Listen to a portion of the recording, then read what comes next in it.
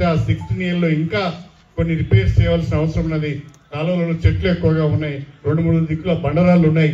అవన్నీ కూడా వారం రోజుల లోపల క్లియర్ చేపించి 15 రోజుల లోపల లింగాల గణపురం చెరువును మత్తడి పోపిస్తా అని చెప్పి నేను ఈ సందర్భంగా మీకు తెలియజేసుకుంటున్నా. దాంతో పాటుగా ఐలయ్య గారితో నాదొక విజ్ఞప్తి ఉన్నది. ఈ మీటింగ్ కాగానే ఇక్కడనే మేము నీటిపారుదల శాఖ అధికారులతో కూడా చిన్న సమీక్ష పెట్టుకున్నాం.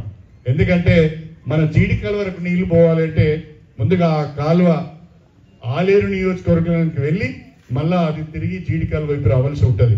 ఆ మధ్యన ఒక మామిడి తోట ఉన్నది, ఒక 500 మీటర్ల పొడవు మామిడి తోట ఉన్నది, ఒక పెద్ద మనిషిది. ఆయనే కాలువలు ఓడిస్తలేడు, తొవ్వనిస్తలేడు. మొన్నటి వరకు మన 16 ఏళ్ళు ఎట్లయితే అడ్డం పడ్డారో అక్కడ కూడా ఆ రకంగా అడ్డం పడుతున్నారు. సోదరులు ఆయనతో మాట్లాడడం జరిగింది, ఆయనతో ఒప్పించినట్టుగా తెలుస్తున్నది.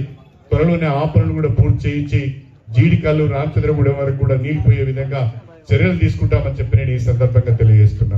ఈ యాసంగి వచ్చే వర్షాకాలం వరకు కాలువలన్నీ కూడా మీరు అనుకున్న రీతిలో కాలువలన్నింటినీ కూడా బాగు చేయించి, తూములన్నింటినీ కూడా బాగు చేయించి ప్రతి గ్రామానికి కూడా గోదావరి జిల్లాలో అందించడము నా బాధ్యతగా నేను చేపడతానని చెప్పి నేను ఈ సందర్భంగా నేను మీ అందరికీ సవినయంగా తెలియజేసుకుంటున్నాను.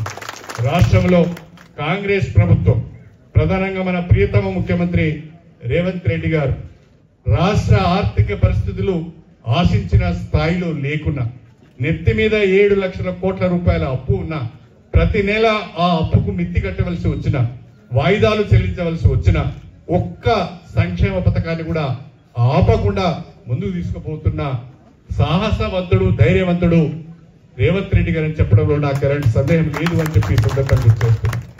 చాలా హామీలు ఇచ్చారు, వాస్తవమే. కాంగ్రెస్ పార్టీ అధికారంలోకి రావాలని ప్రజలకు అనేక హామీలు ఇచ్చింది. ఆ హామీల్లో కొంత ఆలస్యం జరుగుతున్నది. మన ఆర్థిక వనరులను సరి చేసుకుంటూ, అప్పులు చెల్లించుకుంటూ, వాయిదాలు చెల్లించుకుంటూ, మిత్తులు పెడుతూ వచ్చిన వనరులను చక్కగా సద్వినియోగం చేసుకుంటూ ఒక్కొక్క హామీని నిలబెట్టుకునే ప్రయత్నం చేస్తున్నారు.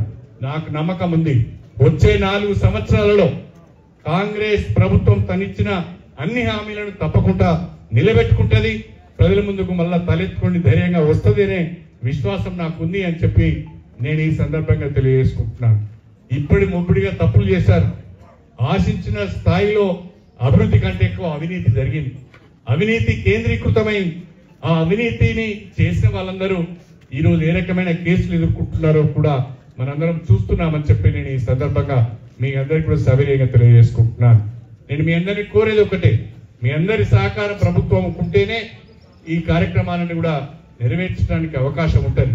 రేపు జనవరి 26వ తారీఖు నుండి, ఈ నెల జనవరి 26వ తారీఖు నుండి మరి పేద ప్రజలందరికీ రేషన్ కార్డ్స్ ఇవ్వబోతున్నారు. పేద ప్రజలందరికీ ఇందిరమ్మ ఇల్లు ఇవ్వబోతున్నారు. వ్యవసాయ కూలీలకు మొదటి విడతగా ప్రతి ఒక్కరికి ఎవరైతే ఈజీఎస్ కార్డ్స్ ఉన్న వాళ్ళు ఉన్నారో, 20 రోజులకు తగ్గకుండా పనిచేసి కూలి పని పోయిన వాళ్ళు ఉన్నారో వాళ్లకు మొదటి విడతగా 6,000 రూపాయలు వాళ్ళ ఖాతాల్లో జమ చేయబోతున్నారు. ఆ రకంగా అన్ని స్కీమ్లను కూడా మెల్లమెల్లగా అమలు చేసే ప్రయత్నంలో ఈ ప్రభుత్వం ఉన్నది. ఈ ప్రభుత్వానికి మీ యొక్క ఆశీర్వాదం ఉండాలి, మీ అండ ఉండాలని చెప్పి నేను ఈ సందర్భంగా కోరుతున్నాను. మనమందరం కూడా ఐక్యమత్యంగా ఉంటేనే మనకు బలం. కులం విషయానికి వచ్చినప్పుడు అందరూ ఒక మాట మీద ఉండాలి. రాజకీయాలంటామా కొంతమంది వింటారు, కొంతమంది వినరు. కానీ కులం విషయానికి వచ్చినప్పుడు ఒక దొడ్డి కొమరే భవనం కట్టుకోవాలి, లేదా ఒక చుక్క సత్తే కళాభవనం కట్టుకోవాలనే విషయం వచ్చినప్పుడు, లేదా కులానికి సంబంధించి ఒక నామినేటెడ్ పదవి కావాలని వచ్చినప్పుడు, ఒక ఎమ్మెల్సీ కావాలని వచ్చినప్పుడు మాత్రం కులమంతా ఒకటై పోరాడాలి. అది ఎవరికి వచ్చినా సంతోషమే. ఆయన మన కులస్తుడు అనుకొని సంతోషపడాలి తప్ప నాకు రాలేదు అని బాధపడద్దు అని చెప్పి కూడా నేను ఈ సందర్భంగా మీ అందరికీ సవినయంగా తెలియజేసుకుంటున్నాను. మీ అందరిపైన నాకు పరిపూర్ణమైన విశ్వాసం ఉన్నది. కుర్మ కులస్తులంటేనే చాలా సౌమ్యులు, ఎక్కువగా మాట్లాడరు, చక్కగా వాళ్ళ పని వాళ్ళు చేసుకుంటారు. వాళ్ళ డబ్బులు వాళ్ళ నడుము చుట్టే ఉంటాయి, వేరే దగ్గర ఉంటాయి. చక్కగా ముళ్ళంతా కూడా నడుముకే ఉంటది. కాబట్టి ఈ రోజు రాష్ట్రంలో కాస్తో కూస్తో ఆర్థికంగా నిలదొక్కున్న కులం ఏదన్నా ఉన్నదంటే అది కుర్మ కులం అని చెప్పడంలో కూడా నాకు ఎలాంటి సందేహం లేదు. ఒక్క ఊరికి నేను ఒక్క ఊర్లో అడిగాను, మీ ఊర్లో నాకు క్యాష్ కావాలంటే ఎంత దొరుకుతుంది అంటే మీకు ఎన్ని కావాలని అడిగింది. నాకు ఒక 50 లక్షలు. 50 లక్షలు సార్, ₹1 అంటే సాయంకాలం వరకు ఇస్తానన్నా. నేనే పరిసర అయిపోయినా. జానకిపురం అనే ఒక ఊరు ఉంటుందండి, మా ధర్మస్థాయ మండలం జానకిపురం. అంతా యాదవులు ఉంటారు. ప్రతి ఇంటికి 2 ట్రాక్టర్లు ఉంటాయి. 5 ఇండ్లకు కలిపి ఒక హార్వెస్టర్ ఉంటుంది. వాళ్ళని చూసి నేనే ఆశ్చర్యపోతే, ఎన్ని డబ్బులు కావాలి సార్, మీకు ₹1 ఇస్తాము, తర్వాత గెలిచిన తర్వాత మాకు ఇవ్వండి అన్నారు.